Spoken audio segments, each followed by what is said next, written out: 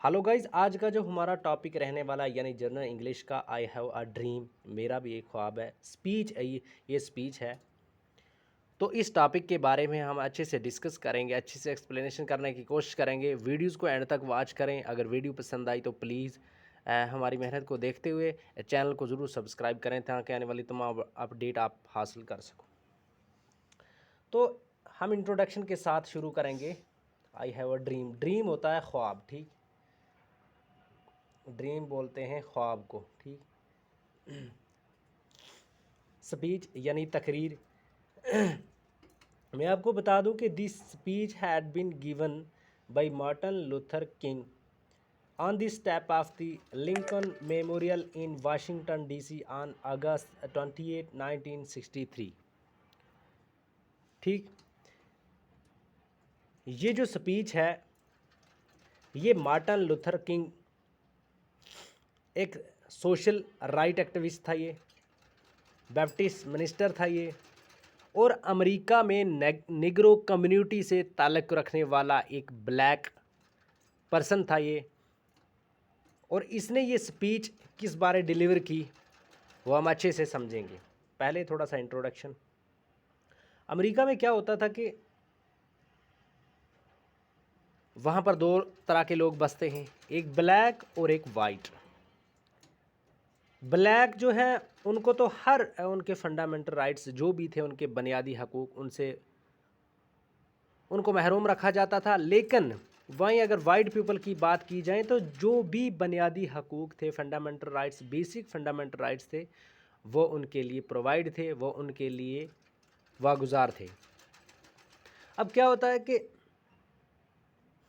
अपनी स्पीच ये जब करते हैं यानी मार्टिन लूथर किंग 1963 को, और उस स्पीच में कहते हैं कि 100 साल पहले हमारे एक मिनिस्टर ने ये बात इस एग्रीमेंट पे साइन किया था कि जो ये डिस्क्रिमिनेशन है रेशल बेस पे, ठीक है ना, कम्युनिटी बेस पे, ब्लैक एंड वाइट बेस पे ये नहीं होगी।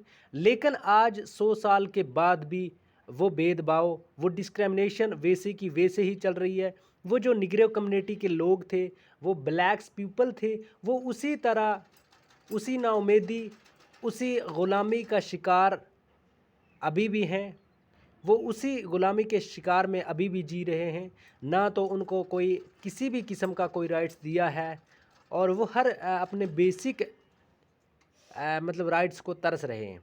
और वो इसी स्पीच में दोहराते हुए उन्हीं के बारे ये स्पीच करता है।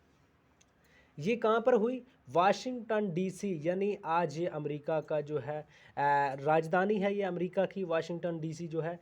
और ये 28 अगस्त 1963 को ये स्पीच देते हैं।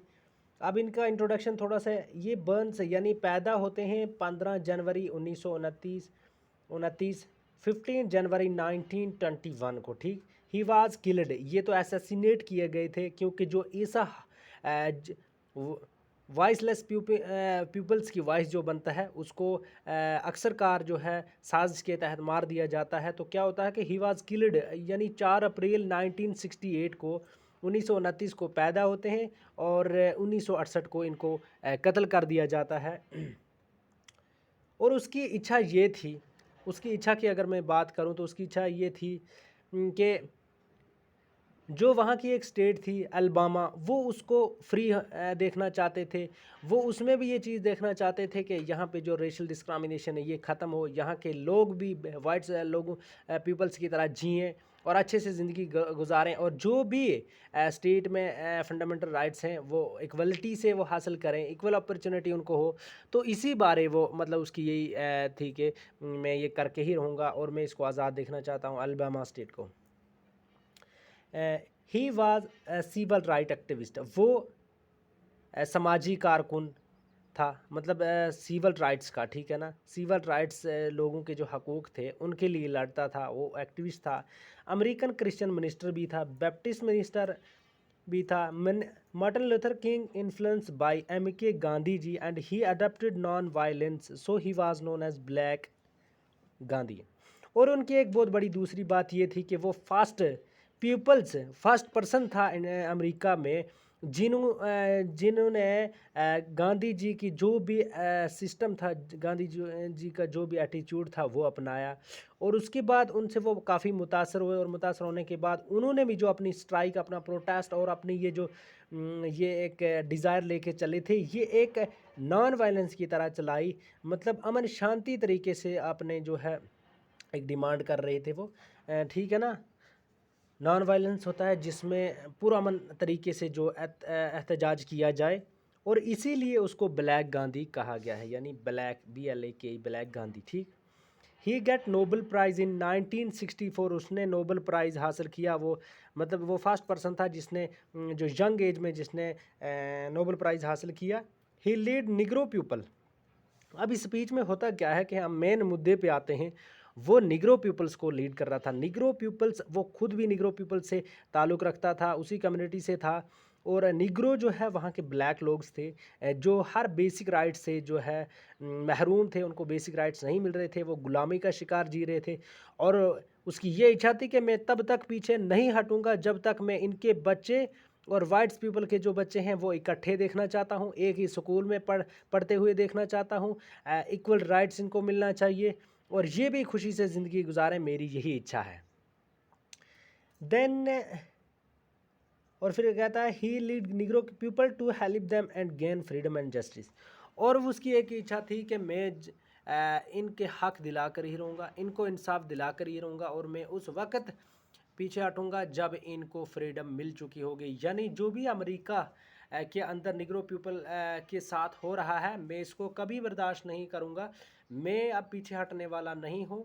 तो ये जो आई हैव ड्रीम एक स्पीच डिलीवर की गई थी, ये वाशिंगटन DC, यानी अगर वह ये लिंकन मेमोरियल की बात की जाए तो ये अब्राहम लिंकन के द्वारा बिल्ड की गई थी। अब्राहम लिंकन जो अमेरिका का 16 प्रेसिडेंट, याद रखना है आपको, 16 प्रेसिडेंट थे अब्राहम लिंकन, उसके द्वारा ये लिंकन मेमोरियल बनाई गई थी, और वहाँ पर सीढ़ियों पर, यानी स्टेप सीढ़ियों पर खड़े होकर इसने स्पीच दी थी कि मैं निग्रो पीपल्स के जो हक दबाए जा रहे हैं उनके ख़िलाफ़ आज के बाद लड़ूंगा, और उस वक़्त दम लूँगा जब अलबामा की स्टेट फ्री हो जाएगी। गाइज़, वीडियो पसंद आई तो चैनल को ज़रूर सब्सक्राइब करें, और इसके अलावा मैं बता दूं आपको कि अगर कोई भी टॉपिक पे आपको वीडियो चाहे तो नीचे कमेंट करके बता सकते हो, और इसको मैं अच्छे से बोर्ड पे भी आपको समझाने की कोशिश करूँगा। तो मिलते हैं अगली वीडियो के साथ।